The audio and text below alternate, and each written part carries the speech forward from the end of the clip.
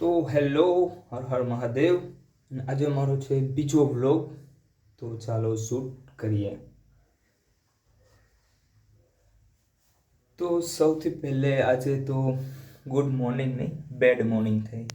કેમ કે 9 વાગે હું સૂતો હતો અને અચાનક તો નહીં પણ આમ કહેવાય કે ઢોલની ગીત એટલા લાઉડલી વાગતા હતા ને ભાઈ,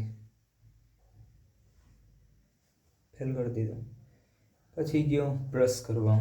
બ્રશ કરીને પછી ચા પીધો ને ચા પીને પછી મારા મમ્મી હારે વાત કરવા કરી. એ વાત કરીને પછી બસ, બાકી તો ઢોલ ને ધબાકા તો વાગતા હતા જ. એક લોક શૂટ નહીં કરવા દઈએ કોઈ, એક લોક ઠક ઠક ઠક ઠક ઠક ઠક ચાલુ જ રહેશે. પાછળ કપડાં છે એ એક માણસ એકલો રહેતો હોય એટલે ખબર જ છે બધાને. પછી થોડી વાર થઈ ને પછી સિંદરી બમ ફૂટાવ્યા. સિંદરી બમ કેવડા? અવડાની અવડા. મારો હાથની સાઈઝ નાનકડી છે, સિંદરી બમની નથી. એને એ પાછા સ્કૂટરના ટાયરની નીચે.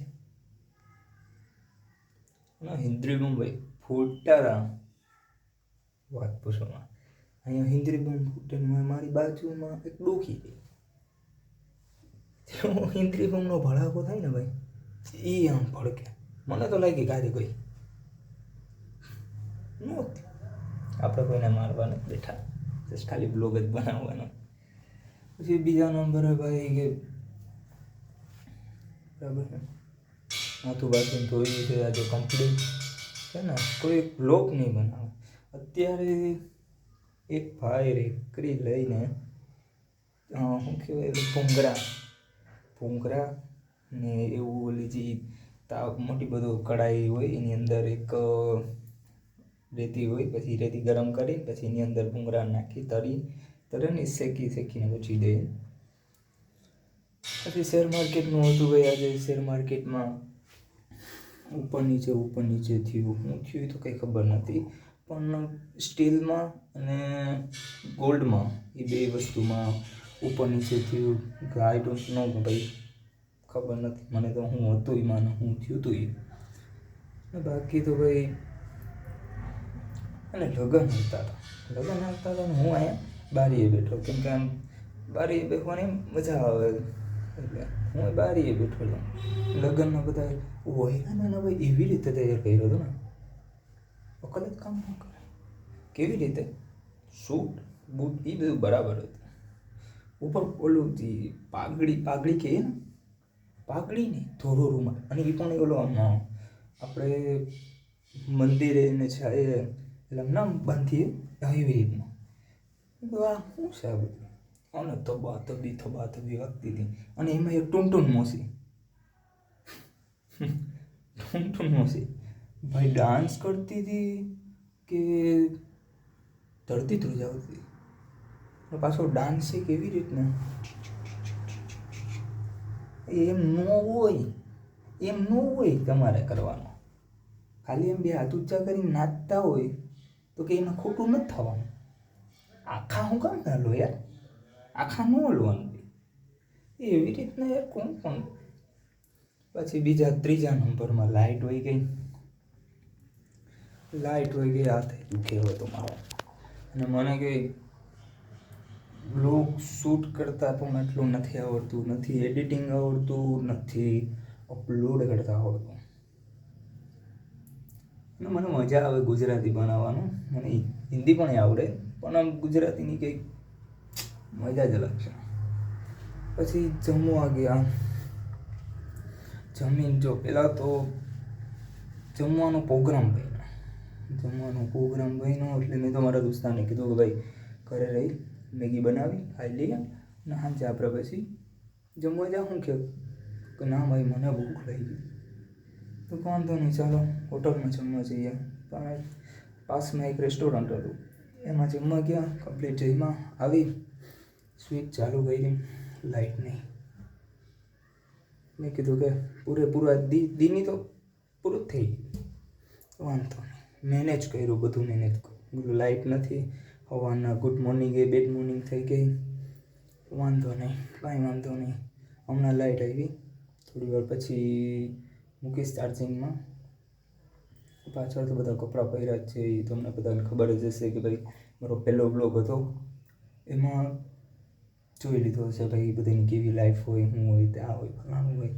બાકીને 10 વાગે સૂઈ જવાનું, સોમવારે ઉઠવાનું, સોમથી શનિની ડ્યુટી 12 કલાકની.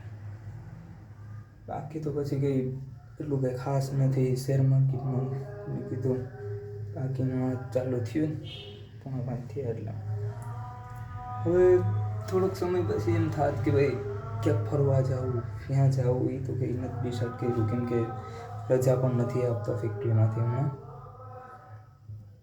ક્યાં જવું એ તો કંઈ નક્કી નથી કર્યું, પણ જાઉં ક્યાંક તો જાઉં જેવી ઈચ્છા. તો આપણા બ્લોગ બંધ કરવાની હવે પ્રોસેસિંગ ચેક કરીએ. બાકી બસ ત્રીજા બ્લોગ જલ્દીથી જલ્દી આવશે, બરાબર. અને બીજી એ કે ભાઈ પ્રેક્ટિસ કરો, જે હોય ગમે એ કરો, પ્રેક્ટિસ કરો, બસ એ જ સમજાવવાનું છે.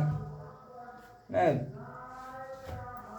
હમણાં જ મને ફોન પણ આવ્યો હતો, મારા રિલેટિવ જ હતો. પછી એને થોડી એક એડવાઇસ દીધી કે ભાઈ વસ્તુ ઇન્સ્ટા વાપરવા કરતાં આ વસ્તુ કરો, આ વસ્તુ કરવા જેવી છે. કેમ કે તમને ભલે વ્યૂઝ ના આવે કાંઈ નહીં, પૈસા ના આવે કાંઈ નહીં, લાઇક ના આવે કાંઈ નહીં, સબસ્ક્રાઈબર આવે કાંઈ નહીં, પણ એક ટૂંકમાં તમને એક આદત પડશે અને 1, 2, 5, 15, 100, 150, 200 બ્લોગ બનાવો ને એટલે 100 બ્લોગ બનાવો ને એટલે ઓટોમેટિક જ તમને હેબિટ પડી જાય, માઇન્ડની હેબિટ પડી જાય. સ્ટેબલ કેમ રાખવું, કેવી રીતે શું કરવું. અત્યારે મને ખુદને નથી કંઈ ખબર પડતી, કેમ કે આ બધું લિરિક્સ નથી લખી, એમને મત જાય દે ભીખા દેની જેમ, બરાબર. અને ભાઈ અમે એમ કહેતા હોય કે હલો હું કામ, મને એક જગ્યાએ કોઈ દી હું ઊભતા શીખો જ ના, આપણે એક જગ્યાએ કોઈ દી ઊભા જ નથી. આપણે મન થાય કરવાનું, બીજા હું કંઈ ફરક નથી પડવાનો. મને ના પડવો જોઈએ કે નથી પડતો, ને તમને પડવો જોઈએ કે નહીં પડે, એવી રીતે રહેવાનું. બીજા હું કે ત્રીજા હું કે એ કહેવા વાળાને કહેવા દેવાનું, આપણે આપણું કરવાનું. કેમ દાટી આમ થોડીક સેટ કરી પુષ્પા જેવા, બસ. બાકી તો કંઈ છે નહીં. આજનું ડે રૂટીન સવારેથી જ બધું પૂરું થઈ ગયું હતું. મોર્નિંગ જ બેટ થઈ ગઈ હતી, પછી તો તમને કહેવાની કંઈ જરૂર નથી. ચાલો તો બ્લોગને આપણે આજની બંધ કરીએ.